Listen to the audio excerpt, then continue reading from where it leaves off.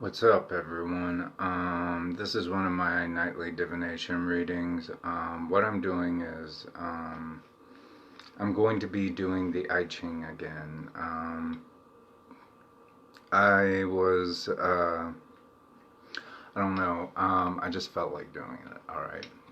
Well, I'm doing it the very ancient method that was involved with 6 sticks and this time a different dice. I hope you guys can see it, but it's written in Shang Dynasty script from ancient China, and this is the dice that they used during the divination process. So this is like an exact replica. It's not the original, because the original you only find in a museum. So basically, there's a 0, then a 1, which is one horizontal line, a 2, which is 2 horizontal lines, 3, I don't know, can you guys see that? 3, that's 3 horizontal lines, and then 4 is right here. That's what their 4 was in ancient China. Their 5 was this. So that was their 5, and their 6 was that. So what I'm doing is I'm doing this like the ancient way, like when it was done, when it first came out 3,000 years ago. So this is my set. I had to make these, but I had to especially have that customized and ordered.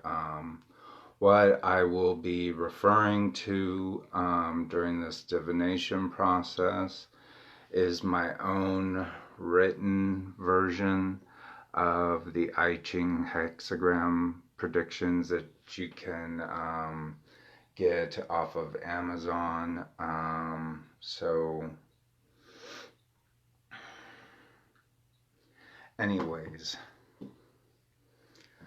if this resonates with you, great. If it doesn't, I'm sorry, it's not for you. So basically the dice is going to be used for the moving lines, and then the first initial reading will be the sticks. So with the dice, all evens are, how do I say this? So evens are yin and odds are yang, but with a 0 in this, they added a 0.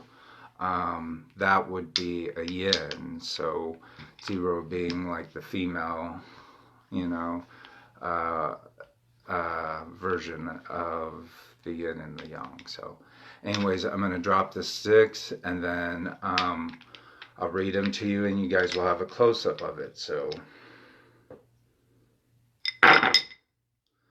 all right, I'm starting out from here. Maybe I'll let you guys see this as I do it. So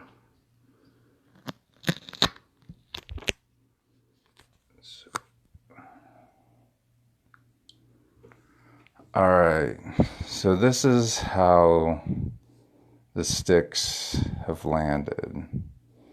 All right, so we're looking at the one that's the most closest to me. So when I run my finger over, well, sorry, that's probably not, I think this is the closest. This seems like the closest to me because it's further down. So we have a yin. This one would be the next closest to me. So from where the sticks have fallen. So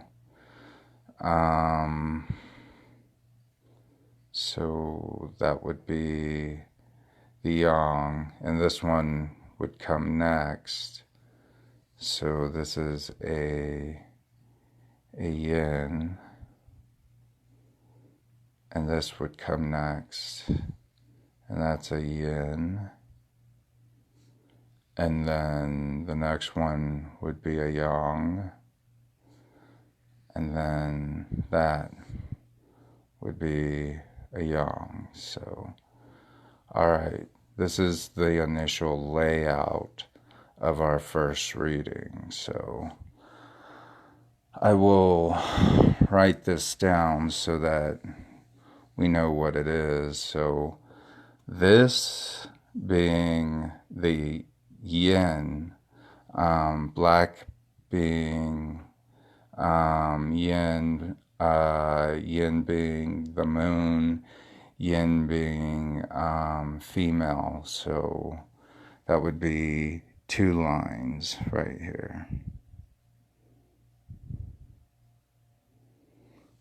Okay, so now when we look at it again, we have the yang. So the yang being light, male, yang being masculine, the sun, and male, the male version. So that would be 1 line.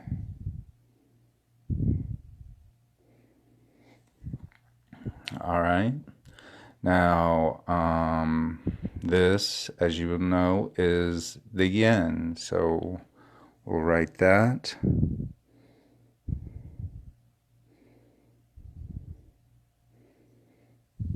Okay.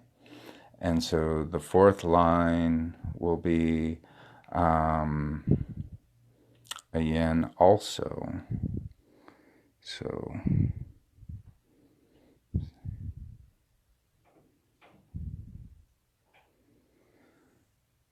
the next line, being the light line, will be a yang. So that would be a straight line. Okay, what's going on here? All right. And then the very final line would be a yang also.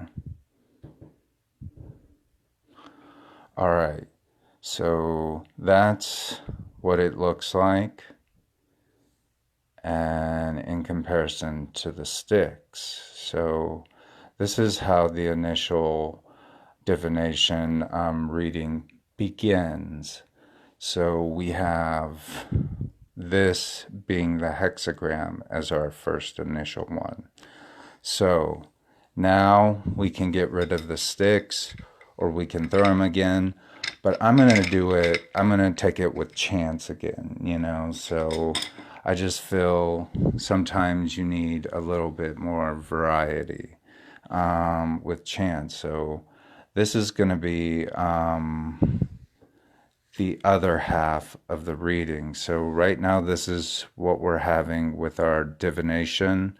That's our initial fortune reading, and this will be the changing one. So the next one, how it will change. So all right, so here's the dice. All right, and so I'll drop it and see what it is. So what do we have here? We have a 2. So 2 being the 2 basically being yin. So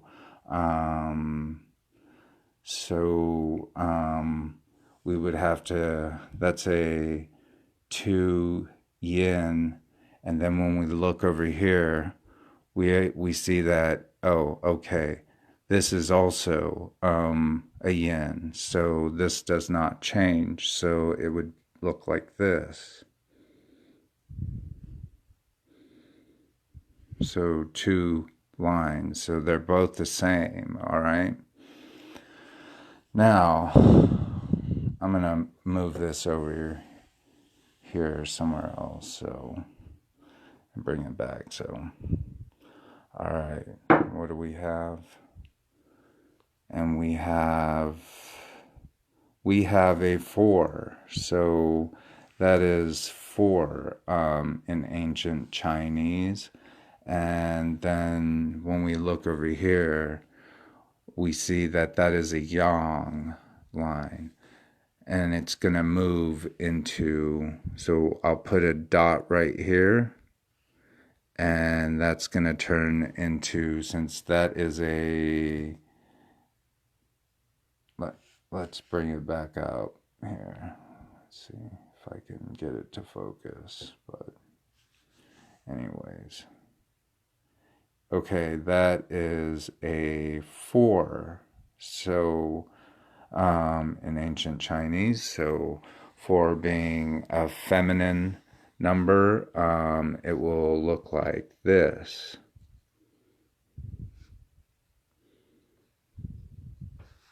All right, so we have 1 changing line thus far. All right, now we'll roll the dice again, see what we get.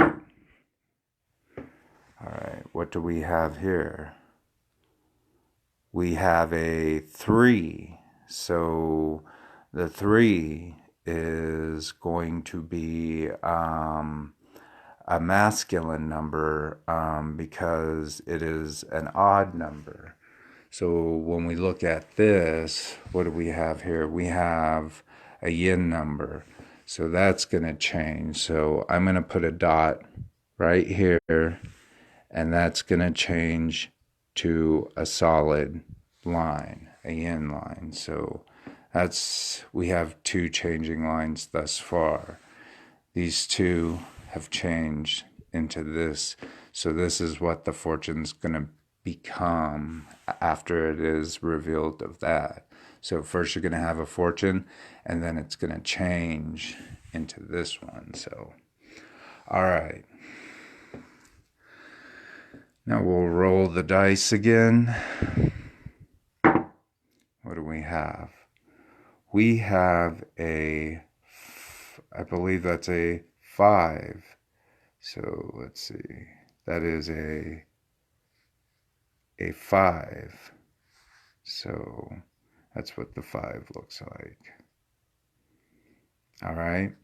Now we have a yin here, which is an even. We'll have to put a dot next to it because it's going to change into a masculine, into a straight line, yang. So, all right, I hope it doesn't end up with too many of these moving lines, because then I'll have to deduce them down as to what they are, and but let's see what we can do. Okay, what do we have here? We have a 4. So that is a changing line also, because we have a masculine line here. It's going to change into a feminine yin line. All right.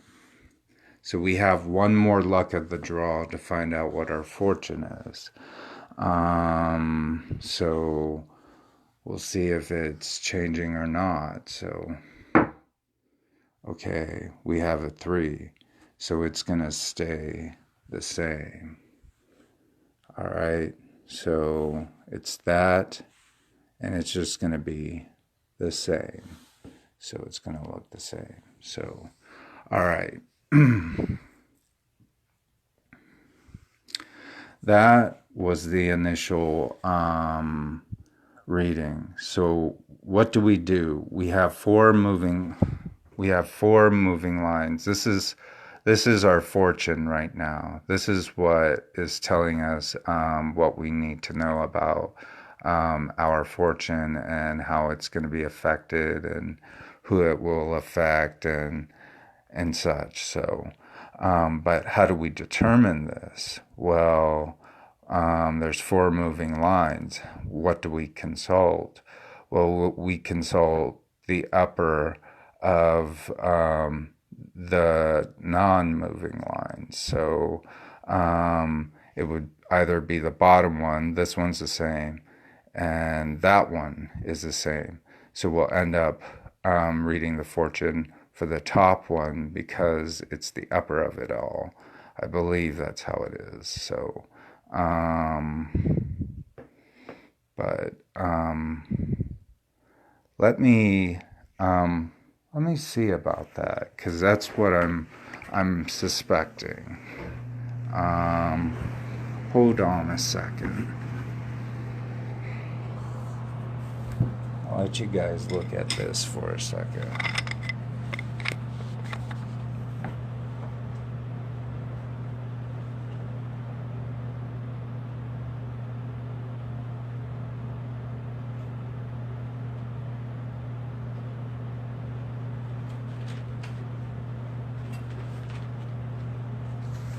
Alright, sorry. I'm working on my grimoire, and so this is one of the elements that I put in here, and I believe it is the upper of the two non-moving lines that we must consult. So let me see it. Where did I write that?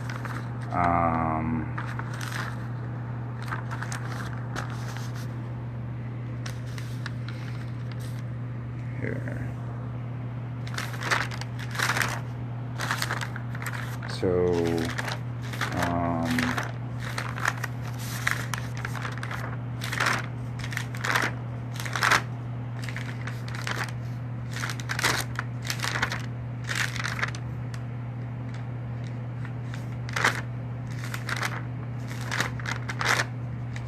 because this is what's tricky about doing the I-Ching, because it says if there are four moving lines, consult only the upper of the two non-moving lines. So we would consult the very top one, so the yang one. So that's going to tell us what our fortune is. So, all right, so how are we going to do this, right? We're going to go into my predictions book, but first we have to memorize this. So what we have is the broken line, straight line, broken line, and then broken line, straight line, straight line. All right. So I believe this is called the Li. I think. But anyways. So I got criticized for my book not being authentic to the metaphoric and poetic and rhyme scheme of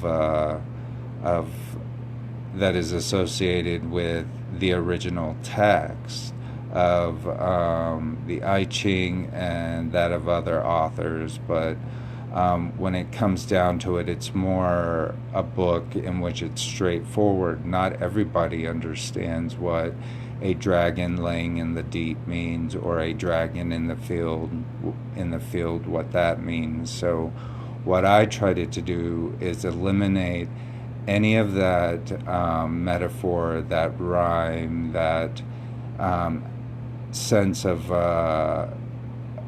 I did add it to some degree in my writing, but at the same token, it's not going to be a poetic book. It's going to be straightforward. It's going to tell you how to predict these things in terms of when you read this specific fortune, you will understand, okay, when this comes up, And there is a there is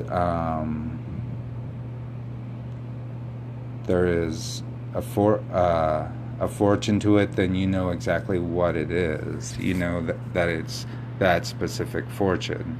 So, anyways, enough of that talking. How I had to defend my book, but sure, it's not a book of poetry. It's gonna tell you straight down facts about what your fortune is. It isn't gonna beat around the bush, and it's gonna further give you examples of how to look more deeply into beyond the metaphor and the rhyme and the simile and all that allegorical talk. You know, this is going to be like, you know, this is what needs to be done. This is what needs to be considered. So, anyways, I believe it's 59. So this is the lower spectrum of the hexagram, and this is the upper. And so when we go back into here, sorry, we see we have a broken line right here. This is the bottom 3 first, and then the second is the top 3. So what we need to do in going into predictions, I believe when we look at the chart, we come down and we see that it is number 59. So we'll go to fortune 59. Oh my.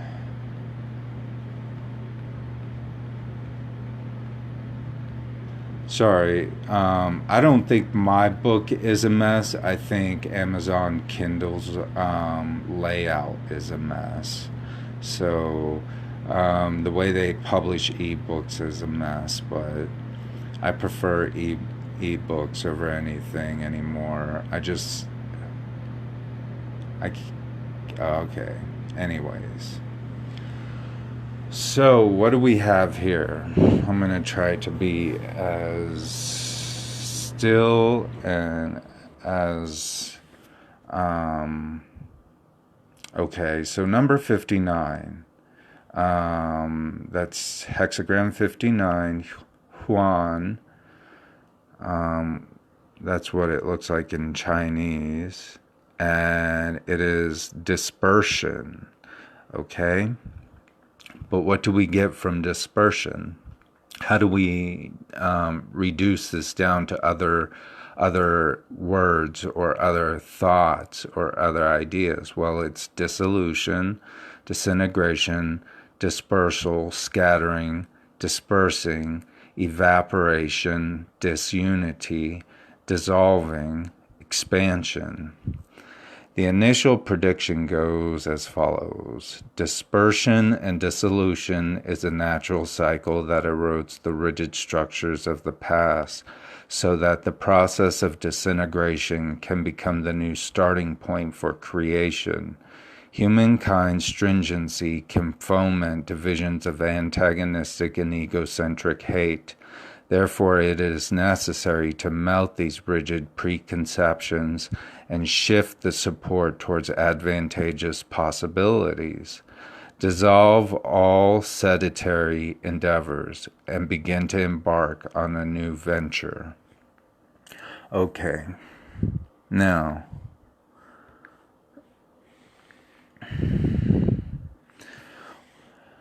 we understand what dispersion means, but how do we see it as eroding the past and everything else, but we need to look further into this reading, and that being with the non-moving line at the very top. So that would be, since the moving lines, number 6 is the top line and number 1 is the bottom line. So, but that means not according to the numbers.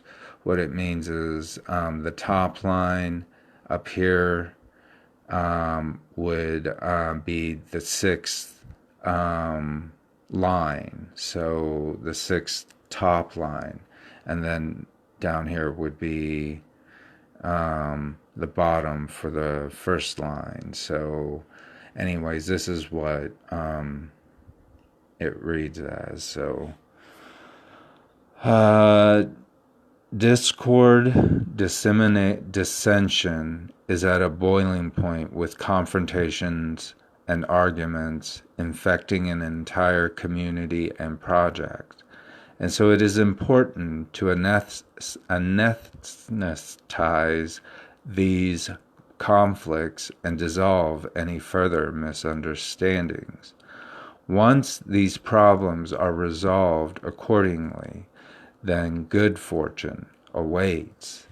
So basically what we have here in this initial reading is that there is a dispersion, okay? And we get this idea that in this dispersion, there is an end to the past, and a disintegration must happen so that to become a new starting point for creation.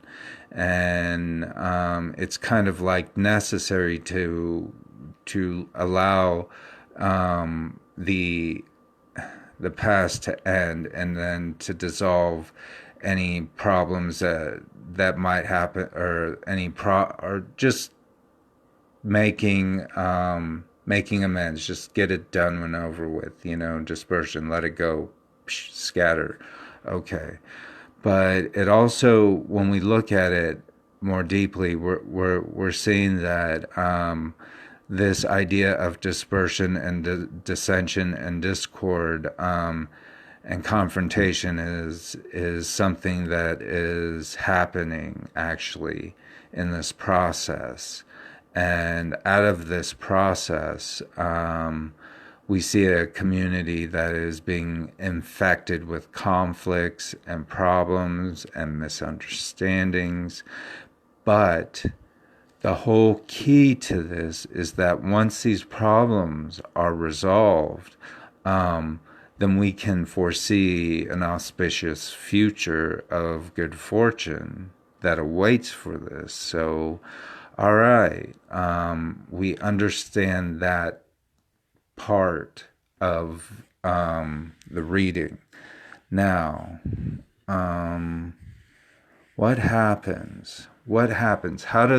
What happens to dispersion? Okay, and how does this community that is infected with conflict and problems, how can things be resolved? And what do we need to do? And then we come to how this fortune is going to change. What is going to be the result of this fortune changing from dispersion to whatever this is? So let's memorize these lines. A negative,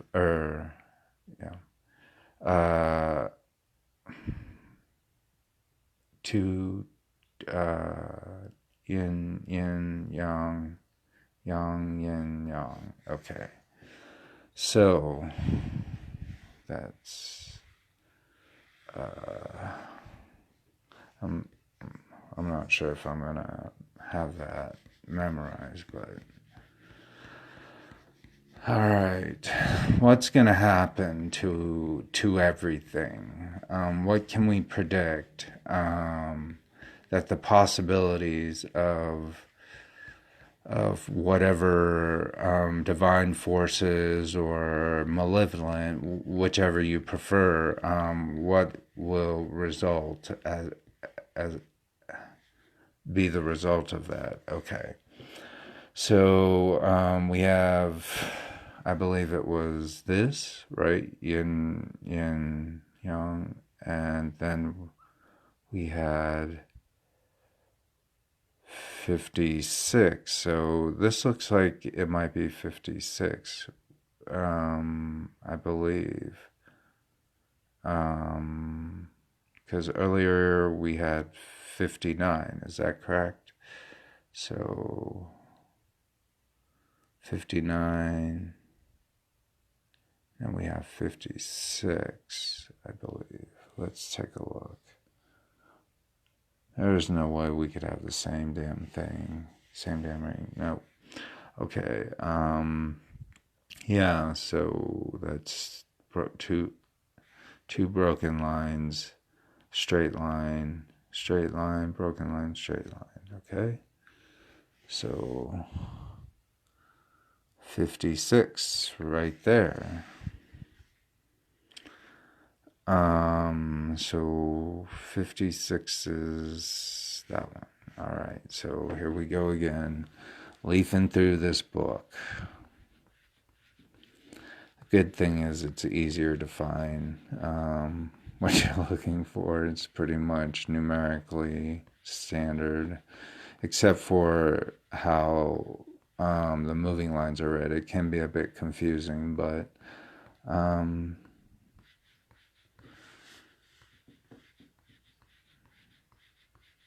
it's another way of thinking about things. That's where the challenge comes. So we come to 56, and what do we learn?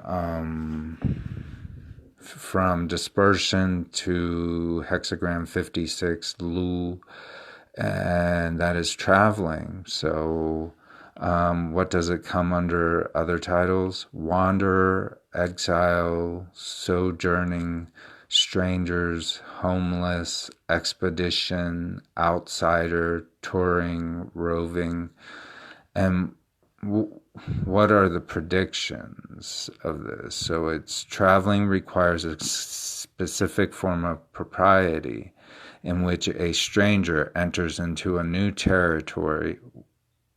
A stranger entering into a new territory must not demonstrate behaviors that are troublesome for the local population. A new environment requires that an outsider must be genuine in adhering to traditions, flexible to new experiences, and tolerant of local customs. The sojourning cannot be distinguished by a past history in a new setting, and so scrupulous attention is given to every action and word. So when I read this, and I think about 59, when we go back to 59, we have dispersion, right? But we also talk about this idea of discord, dissension is at a boiling point with confrontation, arguments infecting an entire community and project. And so it is important to anesthetize these conflicts and dissolve any further misunderstandings. Once these problems are resolved accordingly, then good fortune awaits. So it's like this is telling the querent, or whoever this reading is for, is that they're saying you are entering into a field unknown to everybody. You know, it's kind of like a secret organization, all right? But you're being led into this secret organization, and now you are being asked to resolve certain outstanding conflicts and problems within the community. Because with the Querent's help, they are able to bring about good fortune. But what is the reading when we look at number 56 being the changing fortune? So the changing fortune for hexagram number 56 talks about this person who is a traveler, all right? But he doesn't know everything and everyone within this community. He has to be mindful, and he has to be he must take extra care as to not create a too much attention for himself, in which that it could bring about problems for him because he is the outsider. So, anyways, um, my that's my how I am predicting this. So, this is how I. Let me see, so I don't. Um, all right, so that the mic is on. So that the outsider is the person coming into this community and doesn't really know too much what is going on behind the scenes. Although this outsider might have an idea via a particular let's see, a facade that is shown, the initial truth that is boiling under the surface is not actually what is happening on top. And so that's the kind of reading that I'm getting from this. So, what the Corinth may need to do is to tread lightly in their steps, but do so in a good manner. And by doing this in a good manner, because you're entering into a community, they're already suspicious of you. And once you're in there, you want to show that you come in peace and with good intentions. If you come into the community with bad intentions, then more than likely there's going to be problems because these people don't know you, nor do they care about you. So if you come into the community with good intentions and then attempt to direct things in a positive manner, then that in itself helps this outsider or this homeless stranger. You know, if we take that from a metaphorical aspect, that that you are entering there to help, to enlighten, to better the situation so that you can see, so you can show everyone within this community the potential that awaits at the very top. You know, so things might be chaotic and tension has created a tangle, but this person that should enter into the community would be able to redirect all of this chaos and this tension to a common goal in which everyone can reach and finally understand that everyone is benefited from it and not just one person. So, you know, it's like um, let's see, think about uh, everyone working towards a common goal, I bet, in other words. So, anyways, that was tonight's nightly divination reading from the I-Ching, and I showed you guys the example of it from. They call it the Luibo. I like doing it the best because it's like the best of both worlds. You know, you just throw down the easy part of the sticks and then you roll the dice real quick. And sometimes those coins, when you start tossing, I got some coins that are like gigantic, all right? They're like gigantic. So, and I've got three of them. And when I try to toss those things, you know, they sometimes they fly all over the place, you know. So I use them for special occasions, but this is like how they did it back in the old days, so it's a lot easier. So, anyways, for me. Anyway, so I hope you guys like this reading. I hope it helped whoever is out there. that it resonates with them, and that they do show everyone that they are heading towards a common good goal that will benefit not only one individual but the whole entire community as a whole. So that's it. Anyways, you guys have a good night. Manji, and I will talk to you guys later. Bye.